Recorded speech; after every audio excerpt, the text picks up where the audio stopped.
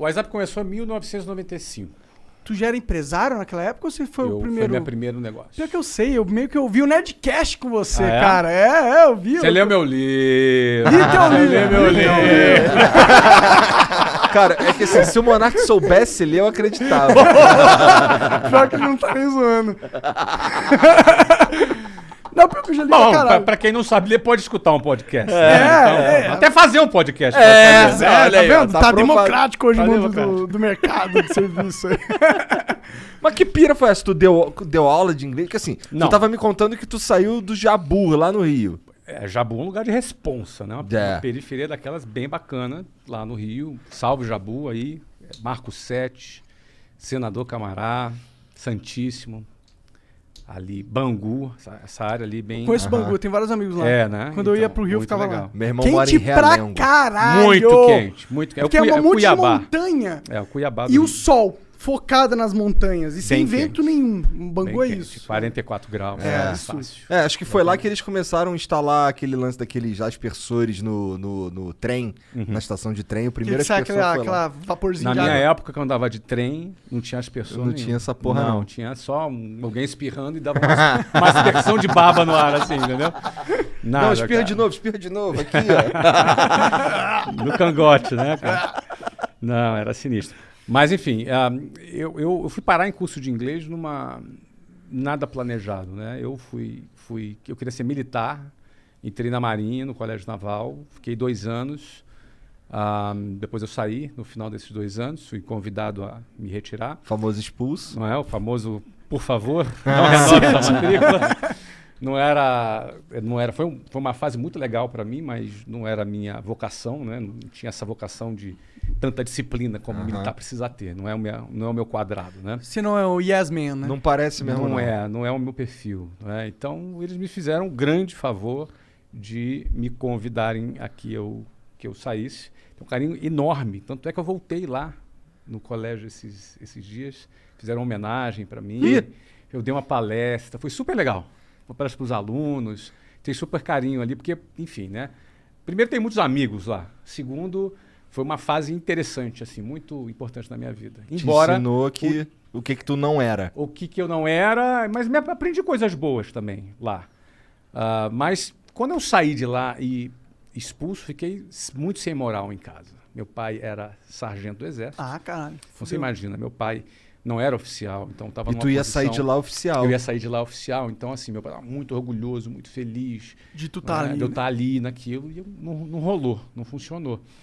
Então a minha saída, eu tinha 17 anos de idade, 17 para 18, foi uma fase difícil em casa. Tu chegar, voltar para casa, morando com seus pais, e sem trabalhar. Desperdiçando a oportunidade que na visão deles era... a oportunidade da vida.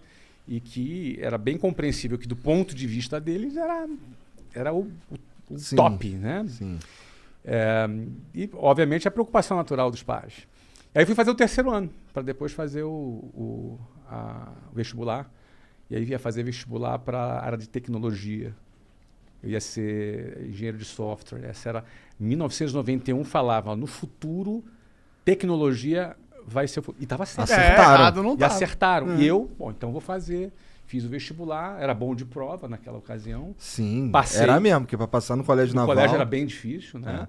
E aí passei lá nos vestibulares. Quando eu ia começar, eu fiz uma prova que eu ia para São Paulo, ia para a Unicamp fazer engenharia de computação, ou no Rio de Janeiro, na Universidade Federal Fluminense, para fazer ciência da computação. lá em Niterói. Em Niterói. Como eu não tinha como me bancar em São Paulo, eu falei, vou fazer o seguinte, eu vou ficar então no Rio de Janeiro. Tava namorando também a Luciana, com quem me casei depois. Caralho, tua história então com mulher tipo eu também. Ah, é? Eu comecei a namorar minha esposa, Qual a idade? Eu tinha 19 anos. É mesmo? E tá com ela até hoje? Temos dois filhinhos. Olha aí, que legal. Então, eu comecei a namorar com ela aos 18, ela tinha 15, hoje dava B.O. Né? Eu tinha 18, tá pertinho, 18 e 15. E aí o que acontece? A faculdade no Rio de Janeiro ia começar no 2º semestre. E como eu tinha um 1º semestre sem fazer nada, eu falei, vou arrumar um trabalho, vou tentar... Nunca tinha tido uma experiência profissional. Aí peguei um jornal, tinha um anúncio de jornal, Aí fui até o centro do Rio de Janeiro, não dizia o que era direito, eu fui lá, era para trabalhar de vendedor num curso de inglês. 1991, eu tinha 19 anos. E você foi o melhor vendedor... Desculpa, você não foi É que foi o passar. Semenzato falou. Ah, é? O Semenzato, ele é o melhor em tudo que ele faz. É mesmo? Ele é. Segundo Mas ele é fera mesmo. Não, ele é foda, É. mas é engraçado do jeito que ele fala. Claro, claro. E tem um negócio que ele faz que é engraçado, que ele fala, o Semenzato, ele vai contando a história, falando dele na terceira pessoa. É engraçado. Entendi. Mas o cara é foda. Mas não, ele é O foda. cara é um avião mesmo. É. Porra. Cara, ó, ele fundou uma empresa chamada Microlins, que vendeu pro Carlos Sim, sim. Aham. na ocasião. O Já Wizard. fundou várias empresas, fez um IPO agora. O Simenzato é um cara top. Ele é pica. Agora ele era o melhor vendedor? Não, ele era o melhor tudo. Tudo que ele fazia é o melhor. Geralmente esses caras assim, que estão meio aficionados de ser Eu nem melhor duvido mesmo. que ele fosse o melhor mesmo. Não é? Ele O falou cara que vendia 600 coxinhas por dia. Olha aí, melhor vendedor de coxinha. É. de lins, ele falava. Olha aí. Sinistro, cara. Mas Tu voltando lembra, aqui, tu na lembra época- qual que era o curso? Eu trabalhava? É. Se chamava Minemo System, ele não existe mais, mas foi ali que foi a minha primeira experiência com curso de inglês. Aham. Só que o detalhe é o seguinte, cara, eu fui o melhor vendedor. Mas deve ter sido mesmo, eu não duvido. Bom, mas assim, eu comecei a trabalhar como vendedor lá. Só que assim, eu era um cara muito tímido. Absolutamente tímido. Não era um cara assim, não falava bem, não me vestia bem, vinha lá da periferia, me vestia mal. Então, Você era tipo a gente agora. não, muito pior. Muito pior, muito não. Vocês estão bem, vocês estão bem. Vocês estão bem. Vocês eu são- tô bem vestido. Não, vocês estão no Bom, outfit eu tô que cheio tem de que tá. pelo. Eu não, eu tinha que estar vestido de gravata e tinha umas calcinhas chumbrega, umas Pode gravatas crer, pode crer. Pô, cara, você tentar Entendi. se vestir bem e vestir chumbrega fica feio, né? O pessoal percebe. Ih, Percebe, É. né? Tudo vinha largadão, porque essa é a proposta. É. Então é outra coisa, né? Mas aí o que acontece? Eu já chegava para trabalhar às 8 horas da manhã, a minha jornada começava às 5h30 da manhã. Porque para chegar às 8 eu tinha que sair de casa às 5h30 para andar até o ponto de ônibus, chegar lá às 5h40, pegar o ônibus lotado e 2 horas, 2h10 na Avenida Brasil. É. Tu conhece aquilo ali. Aham.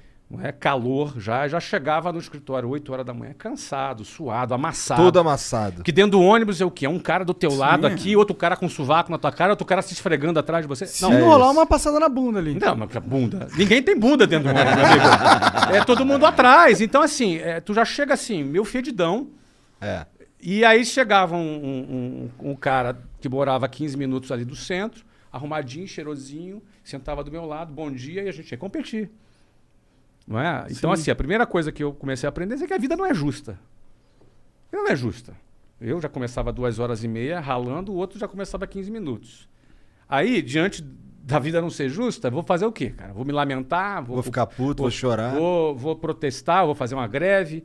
Cara, eu tinha que ralar mais, eu tinha que tirar essa diferença de algum jeito. Se é justo ou não é, paciência. O ponto é o seguinte, eu não quero ficar para trás. E na época, era muito interessante que vendas, foi a ferramenta que eu aprendi, cara. Venda é um negócio que te dá a possibilidade de você fazer o ganho que tu quiser. Não é? Você Depende do consegue- teu- depende da do seu tua trabalho, da performance, sua né? performance, entendeu? Então, se tu for um cara que tem fome e está disposto a trabalhar, eu trabalhava 15 horas por dia.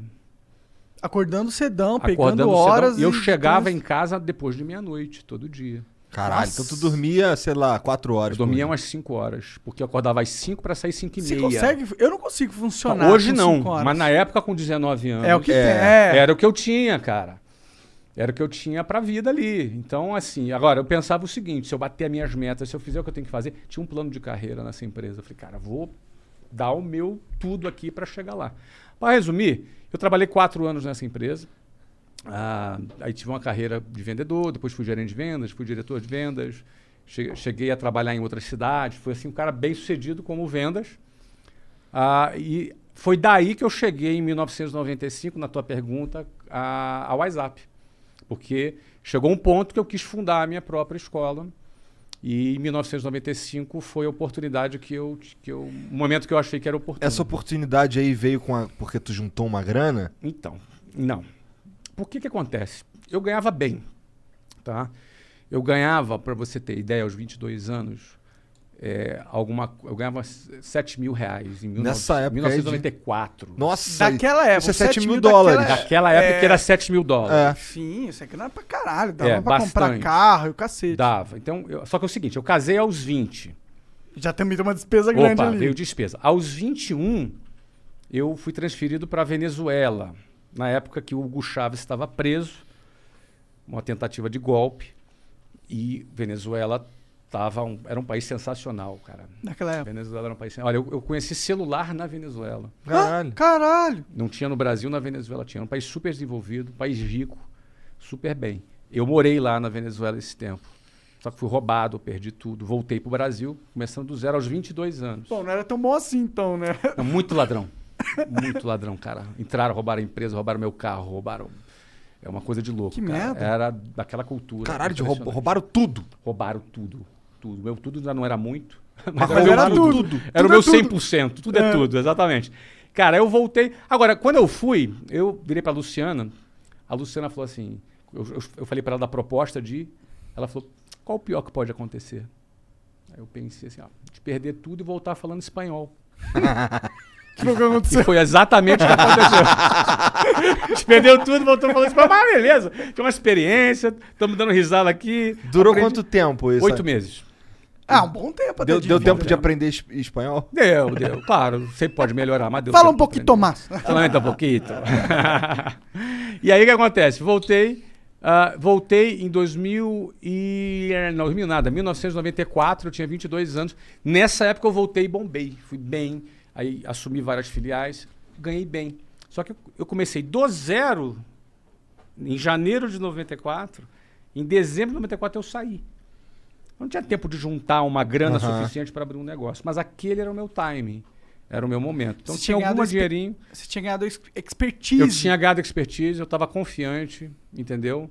Aquele era o momento que o Brasil tinha acabado de lançar o Plano Real, que na época estabilizou a economia, acabou com a inflação. Na época também, várias empresas internacionais tinham desembarcado no Brasil, então você tinha empresas de petróleo. Tinha feito isso também. Isso, mas na época foi do governo lá Itamar. do Fernando Henrique. 1994, 94 é Fernando Henrique. Itamar e Fernando Henrique, exatamente. Que nessa época aconteceu o quê?